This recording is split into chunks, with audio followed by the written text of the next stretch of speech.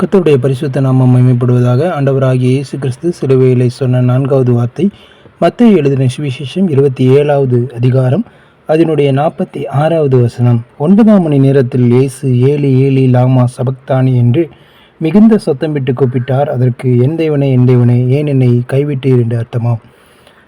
4வதாக ஆண்டவராகிய இயேசு கிறிஸ்து சிலுவையிலே என் தேவனே ஏன் என்னை கைவிட்டீர் என்று சொல்லி 4வது வார்த்தையை அவர் சொல்லுகிறார். அவர் சிலுவையிலே பரிதபித்து கொண்டிருக்கிறார். வேர்ட் ஆஃப் ஹெல்ப்னஸஸ், ஒரு உதவியற்ற ஒரு சூழ்நிலையிலே, பரிதவிப்பான ஒரு சூழ்நிலையிலே சிலுவையிலே நின்று கொண்டு இந்த வார்த்தையை அவர் சொல்லி கொண்டிருக்கிறார். அருமையானவர்களே, ஒருவேளை இந்த உலகத்திலே கைவிடப்பட்ட அல்லது பிறரால் ஏமாற்றப்பட்ட சூழ்நிலையிலே பல வேளைகளிலே நாம் தள்ளப்படலாம். ஒருவேளை நாம் மனிதர்களை சார்ந்திருக்கலாம், உலகத்தை சார்ந்திருக்கலாம், அல்லது அதிகாரிகளை நாம் சார்ந்திருக்கலாம், அல்லது நம்முடைய வாழ்க்கையில் யாராவது உதவி செய்வார்கள் என்று சொல்லி நம்பியிருக்கலாம். ஆனால் அநேக வேளைகளிலே நாம் நம்பிக்கை தோற்று போன ஒரு சூழ்நிலையிலே நாம் வந்து நிற்கும்போது நம்முடைய இருதயம், மனம் புலம்பி வருந்துகிறோம்.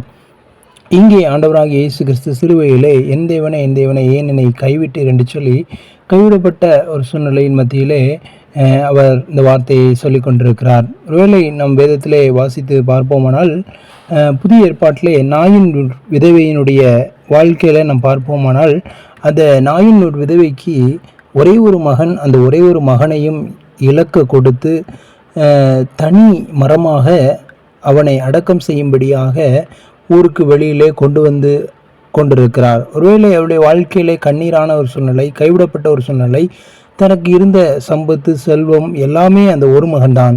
இந்த ஒரு சூழ்நிலையிலே தான் அவள் அந்த ஊரின் வழியாக வருகிறாள். ஆண்டவர் ஆகிய இயேசு கிறிஸ்துவை அவள் காண்கிறாள். கண்டவுடனே ஆண்டவர் அவருடைய கண்ணீரை துடைத்து அவருடைய மகனை உயிரோடு கூட உயிர்ப்பித்து அவருக்கு மீண்டும் ஜீவனை கொடுத்து அவனை வாழ வைக்கிறார். அருமையானவர்களே, இந்த அற்புதம் புதிய ஏற்பாட்டிலே நாம் வாசிக்கிறோம்.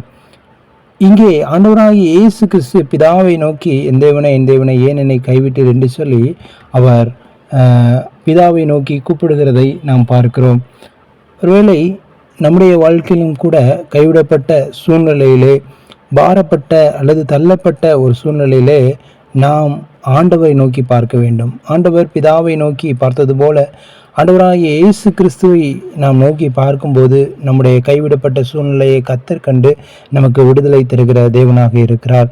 ஒருவேளை இந்த வார்த்தையை மூலமாக நம்மை நாம் பரிசோதித்து பார்ப்போம். ஒருவேளை மனிதரை நம்பி இருக்கிறோமா, அல்லது உலகத்தை நம்பி இருக்கிறோமா? ஆண்டவராகிய இயேசு கிறிஸ்துவை நம்புவோம். அவர் நம்முடைய வாழ்க்கையில அவர் நம்மை கைவிடாதபடிக்கு கரம் பிடித்து வழிநடத்தி நல்ல பாதையில் நடத்த வல்லவராக இருக்கிறார். ஆமீன். God bless you.